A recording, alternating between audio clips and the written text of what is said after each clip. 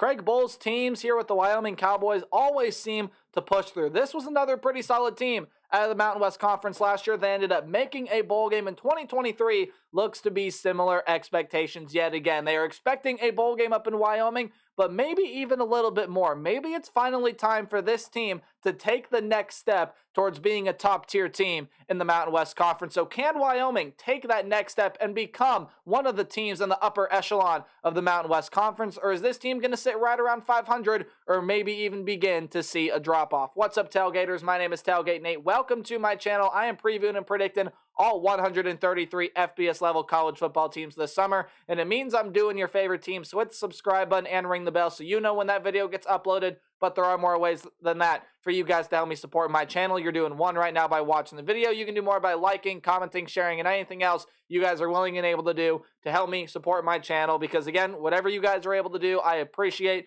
Thank you so much for the support on the channel this summer. You have no idea what it means to me. It means the world, so I thank you guys so much. But enough about me. Let's get into some more Mountain West predictions. And again, my second final video of the day will be covering the Wyoming Cowboys. How do we do things around here? We're going to go through a roster overview and look at who the team lost, who's coming back, and who's coming in through the transfer portal and recruiting class, as well as taking a look at the 2023 Wyoming Cowboy football schedule, and we will give it a game-by-game preview and prediction. So without further ado, let's talk about the Wyoming Cowboys here in 2023. Your quarterback room going to look very similar to what it has over the past, I guess, very similar to what it was last season. Apologies. I corrected myself there. The quarterback room, you're going to return Andrew Peasley, who was your starter last year. You're going to need to expect improvement from him last year. Threw for 1,574 yards, 10 touchdowns, and 9 interceptions on 275 tries with around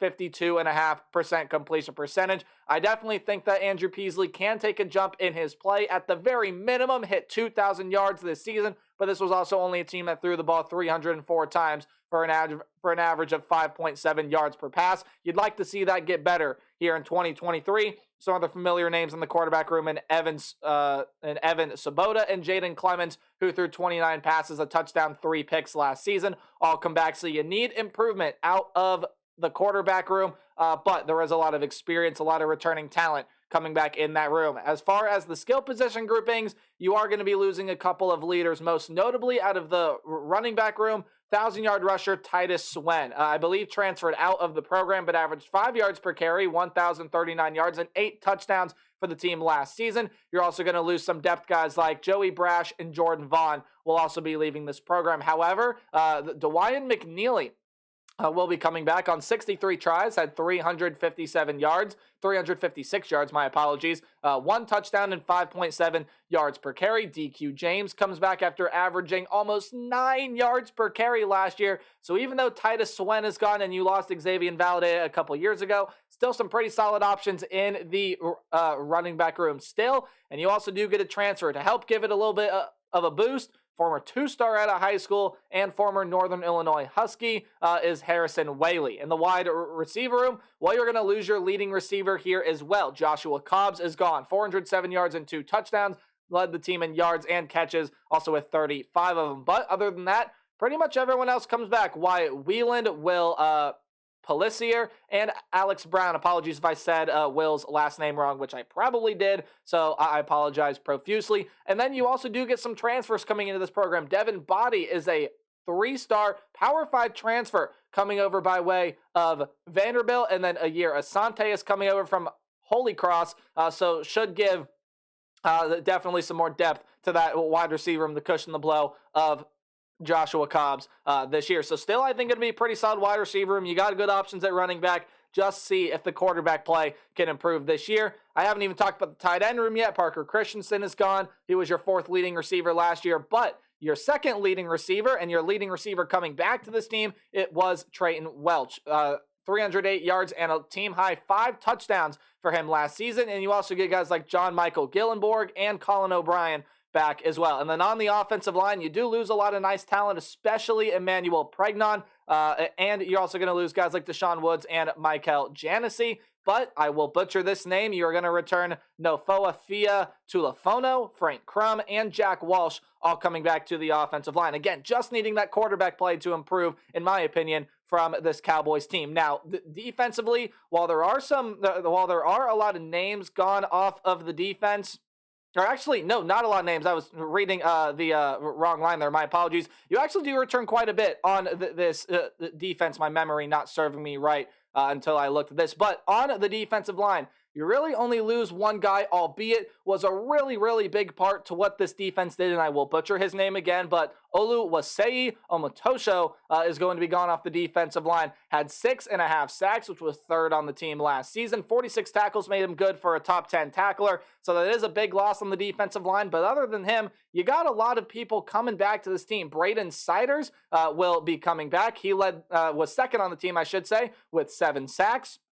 Devon Harris led the team with 8.5 sacks, 57 tackles. He was the top 5 tackler. Jordan Bertagnol also coming back. And then you got some other pieces. Cole Godbout, Gavin Meyer, Caleb Robinson, and there are many others that I could have named on the defensive line that will be coming back for Wyoming this year. And then in the linebacking room, hey, pretty much everyone comes back here. Easton Gibbs was your top tackler. Broke triple digits by quite a bit, 121 tackles and 3 sacks for him last year. Shea Suwananoa, definitely pronounced that last name wrong, I apologize, was your second leading tackler, 73 tackles, 2.5 sacks, and an interception last season. And then Cole DeMarzo and others will return to this linebacker room as well. Now in the defensive back, this is where you definitely start to get some of the serious losses, which is probably where my misspoke came from earlier, but Cam Stone is going to be gone. 10 passes defended, which led the team. 2 interceptions, which led the team. One of those being a pick 6. 35 tackles, really good defensive back player. He's going to be gone. Keontae Glinton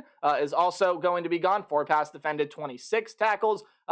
And Miles Williams also leaving the defensive back room as well. But other than that, you got a lot of talent coming back. Wyatt Eckler and Isaac White were 2 top 5 tacklers for this team last season, both hovering around 66 to 67 tackles. Rook Brown and Ja'Cory Hawkins, among some other names, will be coming back in the secondary for this Cowboy defense that, again, pardon my misspeak earlier, returns a lot of good talent. Your head coach is Craig Bohl, offensive coordinator Tim Polasek, and defensive coordinator Jay Savell. As we now take a look at the Cowboys' schedule for 2023, and there are a lot of tough games on it, but hey, how do we do scheduling around here? Well, any game at home will be underlined, while any game on the road will be in italics or that slanted text. Any game that you see in green is a game that I think the Cowboys will win handedly. Any game in yellow is a game that, okay, it's going to be a back and forth 50-50 type game, but I still think the Cowboys will be able to win, and red is a loss. And you start out in non-conference play with some really, really tough games. Your first game, you do get at home, but it is against a team that I really, really like out of the Big 12 Conference. It's the Texas Tech Red Raiders. Again, Tyler Shuck is coming back at quarterback. If he can improve his play, you got a lot of returning talent offensively. Defensively, yes, Tyree Wilson is gone, but you get some transfers in. A lot of good pieces there with Texas Tech. I am riding the Red Raider hype train this season, and I just think Wyoming's going to come up well short of a win here against the Texas Tech Red Raiders, a team that I easily could see making the Big 12 championship game out there in Lubbock. But I do think Wyoming's going to end up dropping that game because of how talented Texas Tech is going to be this season. However, your first win should come in week 2. If it doesn't come in week 1, it should come in week 2 against Portland State. That's a team out of the FCS ranks. Believe Wyoming will be able to easily handle that one. Week 3 comes on the road against Texas, and there's just too much talent on this Texas offense, especially in the wide receiver room for this Wyoming defense to handle. With how much is coming back to this Wyoming defense, maybe they can put up a fight, but I like Texas's offense too much this year. Yeah, you do lose both running backs, sure, but still got a lot of good options there. There's an embarrassment of riches in the wide receiver pool, including Xavier Worthy, one of the best wide receivers in the nation, and former Wyoming Cowboy Isaiah Nair, who didn't play last year, should have a big year for the Longhorns this season. And Texas, again, the defense does need improvement, but I don't think this Wyoming offense is going to be quite there in the early season to be able to do enough damage, especially with how good the Texas offense is going to be. That's going to be a loss for the Cowboys.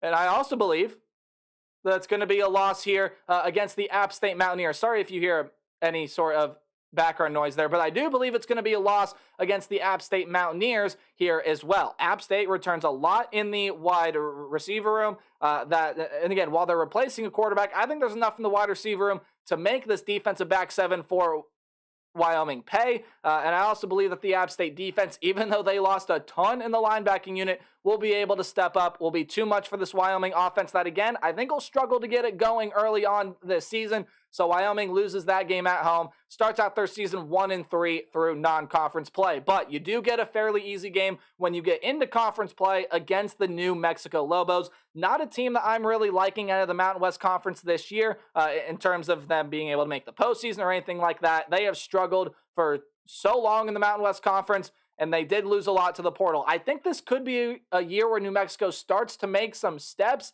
but I like Wyoming a ton more than I like New Mexico, and all the returning talent on defense will be too much for New Mexico to handle. Then you got a game against Fresno State here, and I think this is a very favorable matchup for Wyoming. However, I do think Fresno State is still going to win the game, but it is a favorable matchup in this way.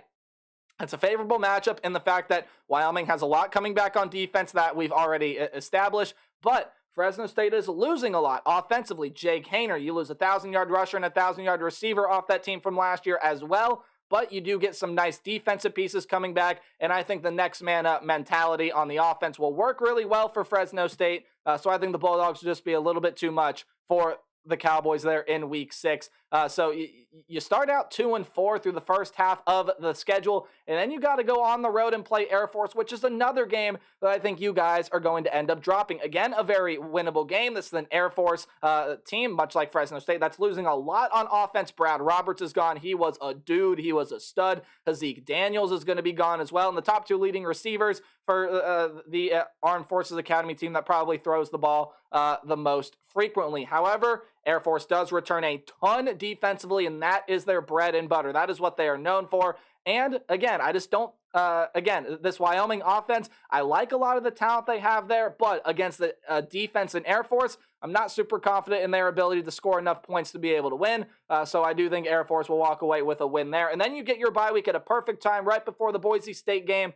But unfortunately, to Wyoming fans, I do have you dropping that one as well. I think Boise State is loaded this year. Talon Green has one of the best skill position groupings in the entire group of 5, definitely the best in the Mountain West Conference. A lot of good returning pieces on defense as well. Boise State will outpower Wyoming and win that game. So you're on a 3-game losing streak right now, and in order to make a bowl game, you're going to have to win your last 4 games, at least the way I am projecting the schedule this year. You do get a game against Colorado State at home that I think is going to be really tricky for you guys to win. Again, Colorado State did have a pretty good defense last year. They returned some good pieces. You got a lot of coming back on offense, including Torrey Horton. But I think they lost just a little bit too much on defense, and Wyoming at this point in the season is going to start to play with some urgency. I think they're going to start to rally towards the end of the year. They will get a win against Colorado State. Again, that defense for Wyoming I think will be a little bit too much. They'll be able to lock down Torrey Horton and company. On the road against UNLV. This is another Friday game and another game that you cannot overlook.